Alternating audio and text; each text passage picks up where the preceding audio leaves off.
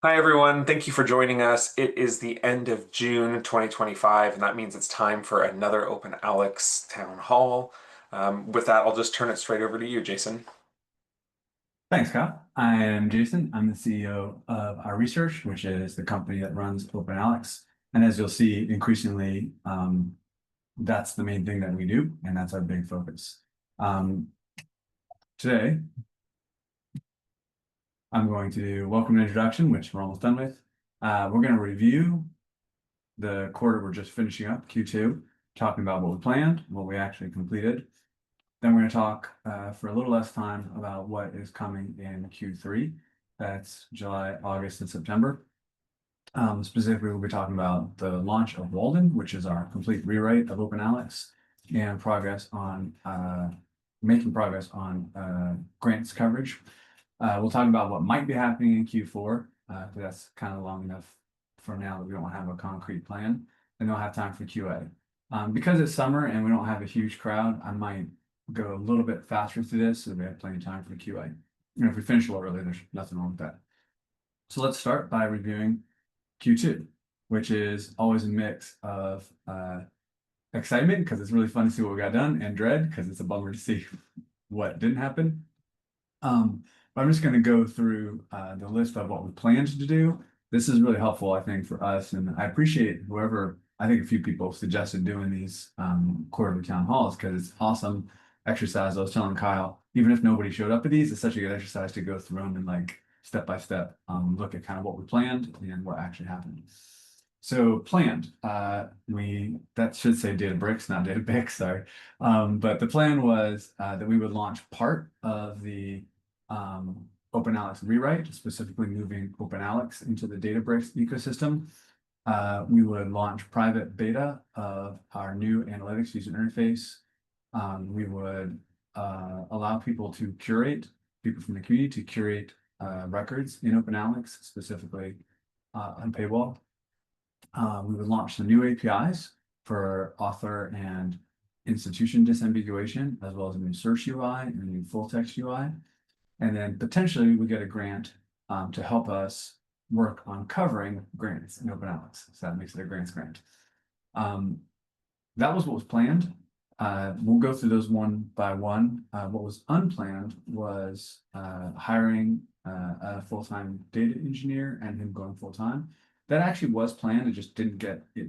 It didn't make it into the planned section, so I didn't know where else to put it. So I put it in unplanned. But two things we actually didn't plan was upgrading our front end JavaScript framework from Vue version 2 to Vue version 3. I'll get into what that means later on, and saving some money on our Databricks installation. So let's start with the plan stuff.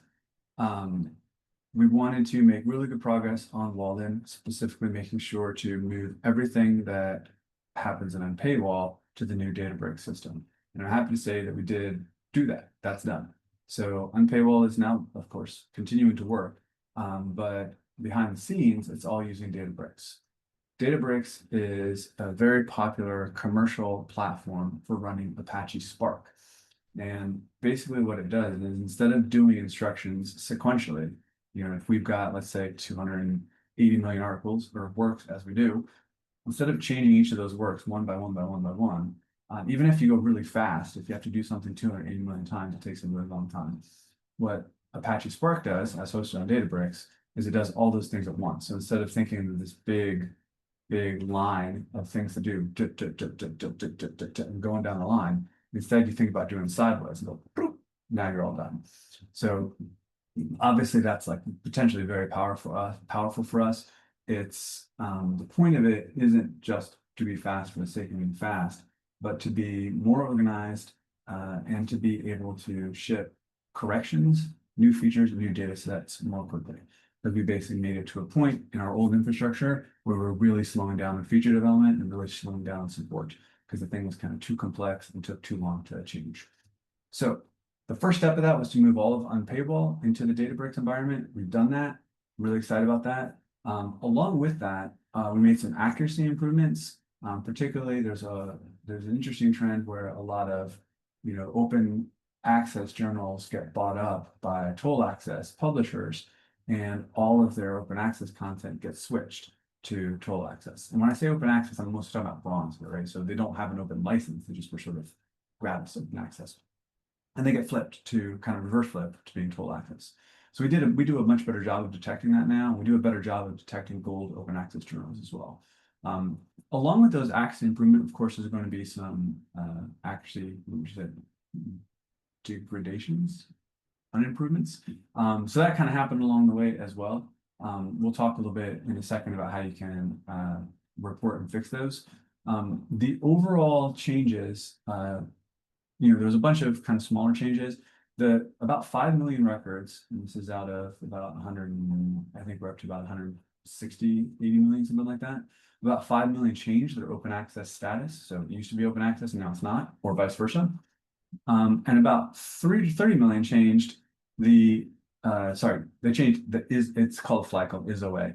30 million changed the OA underscore status, which is better called the color. So, people talk about gold OA, green OA, bronze OA. That changed for about 30 million. And most of those were things changing from hybrid to gold, because we did a better job of tracking these gold open access journals. I think one thing that we did, so something that I love about this is we just got it done, which I'm happy about. It's really nice to have some of our um, Databricks migration actually locked in and finished. I think something that we did not as well was being communicating more to the community about what the changes would look like. And that's some feedback we got from a few people. And so I appreciate that feedback. We're going to try and make sure that we take that into account when we launch the entire OpenAlex migration next this coming quarter. One of the planned things was the analytics UI. I'm happy to say the private alpha beta, and I think it's probably more of an alpha than beta, is now live. So if you go to openalex.org/analytics/testing, you can go and submit to join the private alpha. I think we have pretty close to full on that, but if you it's really exciting to you, then we can probably make it happen. I think that, like I said, that's going pretty well. One thing that was kind of semi part of that plan was, I guess was a little unplanned, is that we merged the analytics tool with the production UI. So that's sharing the same code base right now. That wasn't, the original plan, but as you recall from last quarter, I talked about how we wanted to try and clarify our vision to being really, really living up to our name, OpenAlex, like being inspired by the Library of Alexandria, really being a comprehensive and universal source for open access. And to be universal, right? Like we should, I think, have kind of one place to go, like one UI that lets you do search and discovery, but also analytics. So as part of that, we merged all that code together, and that's going to make it a lot easier for us to build that kind of unified platform. Community creation. So the goal for this was to start with Unpayable. I think that we hope to have a lot more of community creation for OpenAlex as well. That didn't happen, but we did finish the community curation for Unpayable, which is pretty cool. So if you go to this URL, unpayable.org/fix, you can fix an article. So if there's an article you think it ought to be open, but it's not, you can fix it there. If you think that we say it's open, but that's a mistake, you can fix that there. You can even curate the journal. So if there's a journal that is fully open access, you can enter that here as well. One big thing to one big discovery, I should mention, this is moderated, it's manually moderated. So we moderate this every day. And then, so it takes about a day to moderate, one business day to moderate, and then another day for it to go live. So, you should expect changes to show up in, let's say, 3 business days at the most. But one thing that we found in doing all this moderation is kind of discouragingly, like about 70% of the creations we get, of the ones that are changing it from total access to open access, are just wrong. Like the community is like, bless their hearts, they're jumping in and trying to help, but it's like the quality of those creations is really bad. I think in most cases that's because people are doing it from behind their institutional paywall, their institutional IP range rather. So they're getting like paywall access and they don't realize it. We're gonna work on that.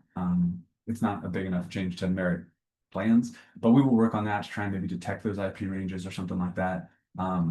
So live and learn. eventually I'd like to get to the point where it's not moderated and we can just accept, changes from trusted members of the community, maybe login or something like that. And then it can happen within a day. Um, that's the goal. I would also like to be able to accept really big chunks of DOI. So instead of doing this one at a time, why not do it, 10 at a time or 10,000 at a time? That's definitely technically super easy for us. It's just a question of like, how do we actually make sure that that's good data going in? Because manually monitoring 10,000 requests is like a real drag. So we'll think about that. And then finally, of course, if you find larger bugs, like, hey, you guys are getting this whole journal wrong, or you guys are getting this journal wrong, but only for work published since 2008, stuff like that, then you can still create a support ticket. And we'll make sure we get to those as well. We had all these great plans for new. I had all these great plans for new APIs. None of those happened. That was kind of a bummer. It just wasn't as high a priority as some of the other stuff that we've been doing. And we'll talk about those new APIs in a minute. We were hoping to get, as I said, a grant to help us cover grants better. We have nothing to announce on that one yet, unfortunately, but stay tuned. And we're optimistic that that'll still happen in the next quarter.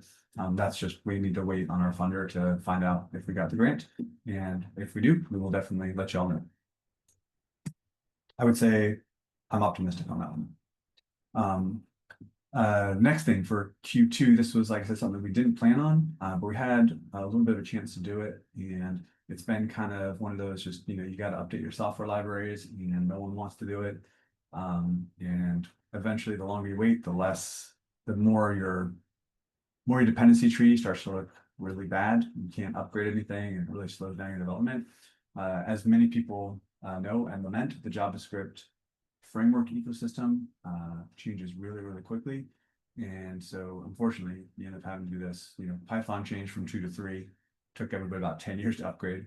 I think, unfortunately, in the world of JavaScript frameworks, it's like more like a year or two that you have. So we brought everything up to Vue 3, which is really great.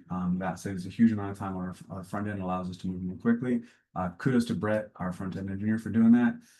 Still a little bit of work to do to pretty it up, so I would say that one's like mostly checked off, and it is indeed running Vue 3, but it's some of the running some compatibility mode stuff that we'll clean up. So you shouldn't probably see any real, I don't think anyone will notice this, but it just allows us to keep shipping code on the front end. Databricks savings, we had planned for this.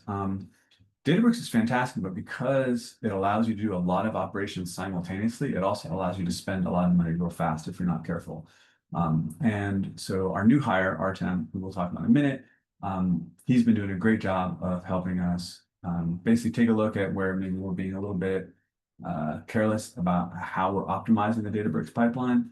And so, yeah, we went from being able to run the whole pipeline in 3 hours, and it costs us about $40,000 a month, to less than half of that and a 30-minute runtime. So the runtime basically just has the advantage of it allows us to develop more quickly, and the money has obviously been. So yay, Artem on that one, and everything still works.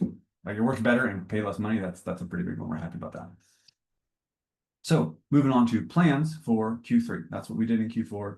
Now moving on to Q3. We are going to launch Walden in Q3. You'll notice that there's fewer things for Q3 than there was for Q2. That's definitely one of the things I learned, is that I think we were focused on a little bit too many things. I am super impatient about the Walden rewrite. It's been a really, really, really long time in development. It's been a lot of learning along the way. It's kind of a famously dangerous thing to do for your code base, and to rewrite the whole thing from scratch. I'm really happy we actually got across the finish line for part of it. But, for me, this is a kind of a, putting a lot of your chips in the center of the table type of bet, that this rewrite can get done, and it can get done in a timely way. And I would say that we're significantly behind schedule on it. So for me, and for us, for the next 3 months, really everything that's not getting the rewrite done is kind of a second tier priority. So that's really going to be the obsession. We are kind of just going all in on making sure that rewrite gets done this quarter. As I said, we have the grants project we have that grant in. And yeah, I expect good news on that. And assuming that things go according to plan, we will get like if we get good news, which I'm hoping we will, and I'm optimistic, then we'll be definitely starting to work on that grant. And that's a large grant. It's like $7 million, and so it would be a good. I think it's an exciting opportunity to move forward on. If again we get it, maybe we will do this new APIs if it is handy in the course of shipping Walden, because I think we kind of need to do it for Walden maybe. And if we do, then we'll ship some new APIs. But that's definitely like a bit of a stretch and won't be the focus. So I want to dig just a little bit more into that Walden launch. Reminder, it's called Walden as an homage to Henry David Thoreau's book, Walden Pond, where a famous line from the book talks about simplifying. And that's our goal, right? We want to really try and simplify the pipeline so that it's faster to work on, faster to fix bugs, and faster to bring new sources out there for y'all. One nice like effect of this is because Unpaywall and Walden will be sharing the same infrastructure. Right now, occasionally OpenAlex disagrees with Unpaywall, which is crazy because we build them both and they should both be correct, right? That will go away. So they'll be totally sharing the same infrastructure, running the same code behind the scenes. So they'll always agree with each other. That's a nice upside. As I mentioned, it'll also allow us to fix bugs for you much more quickly.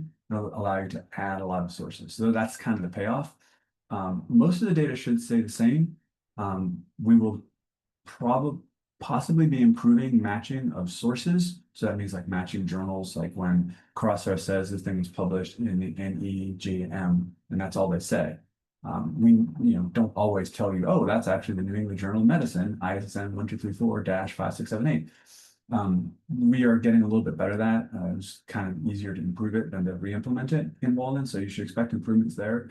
Potentially also in our institution matching for the same reason. I think that we'll probably offer better matching institutions. So that would be some changes that would be better. Most of the other data should stay the same. We should be using the same algorithms. But we will, like I said, I think we will try and do a better job on Paywall of letting you all know, what's the same and what's different, what's improved, what might be degraded, what's just like exactly the same. And then finally, Q4 plans. So that's not this coming quarter, but right, that would be October, November, and December, the end of the year. This is like perhaps, a bit discouraging for me, pretty much the same as our hopefully Q3 plans from last quarter. So basically everything just moves back and forth because the wallet thing is taking longer than we thought. So there is community curation now for Unpaywall, but I want to allow folks to do that for OpenAlex as well. I would love to have that kind of Wikidata experience or Wikipedia experience of you see something in OpenAlex and you click a little pencil next to it and say, well, this is wrong. Here's what it actually should be. And then there's a moderation step and then it goes into effect. And the idea behind that is really that, we want to be open in both directions, right? Like we want all the data to be open for y'all, but then we want to be able to take feedback and data in as well. So kind of a two-way open. Source party, I'm really excited about. It's like my favorite thing that I really, really, really want to do is just add a ton of sources. We've got a nice little queue of really cool sources to add from all over the world. And once Walden is shipped, we can start adding the sources. And then the Universal Library app, the idea behind that is, as I said, kind of combine the analytics function that's in alpha right now and the discovery function that's in production right now, put those in the same app and make it easy for people to play with the data and answer whatever questions that they might have. So that's the Q4 plans. And with that, I'll open up for questions. And I can't see my little questions thing. So Kyle, do you mind reading off the questions for me? Yeah, sure. There haven't had any questions come in just yet. I'm going to go ahead and stop the recording because we have a smaller, intimate group. I think people can actually turn on their cameras and mics if they'd like. Okay. Yeah, great. So thanks for that presentation, Jason. Maybe I will